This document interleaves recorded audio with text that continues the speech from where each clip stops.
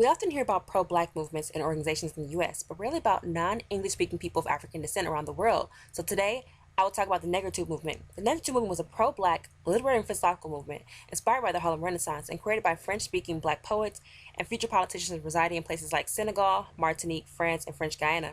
The movement focused on uniting black people around the world to fight against white oppression and colonialism. One of the founders of the Negritude movement was Aimé Césaire, a politician, poet, and playwright from Martinique.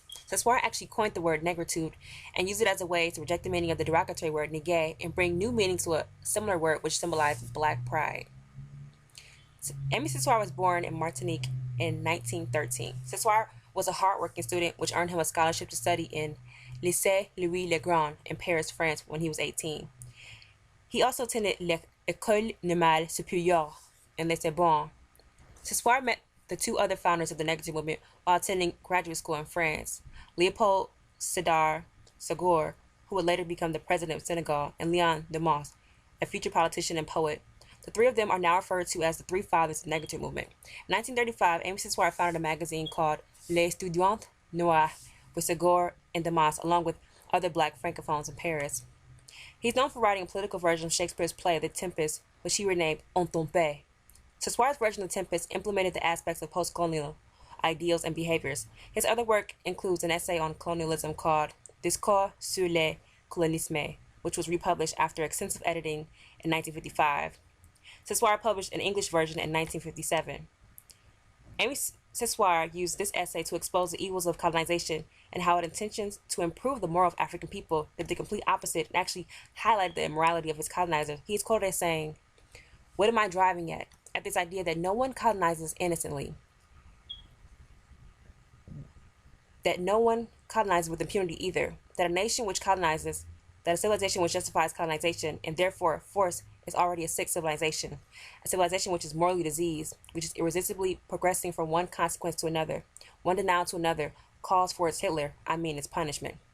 Aimé Césaire used his writing to enlighten black people and restore their connection to their African cultures. He also sought to give them pride in their blackness, which colonizers tried so hard to rob them of. We often think that Africa and the diaspora have never bonded, but the Negritude movement brought the French-speaking Caribbeans and French-speaking Africans together.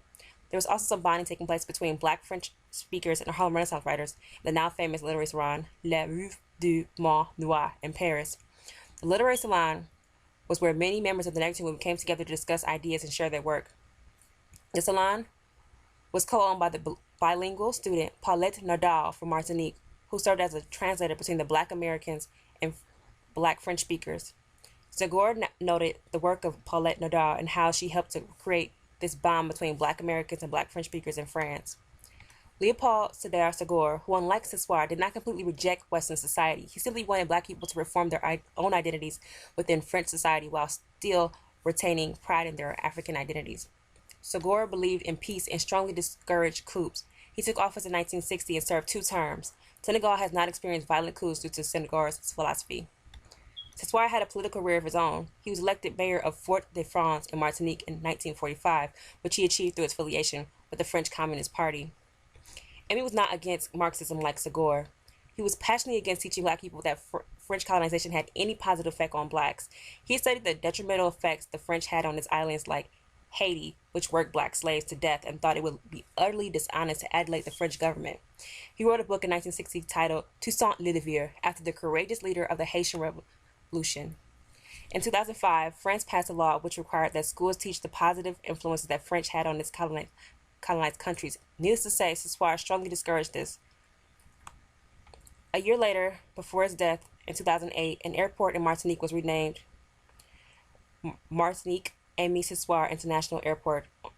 Aimé Césaire died in 2008. He was survived by his wife and 4 children. He was given a well-deserved funeral which honored his work. We must never forget the works of Aimé Césaire because he was relentless in his attempt to connect black people around the world and instill them with a sense of pride and courage to reject the idea of black inferiority. Aimé Césaire showed that black people had strength in numbers and were a force to be reckoned with.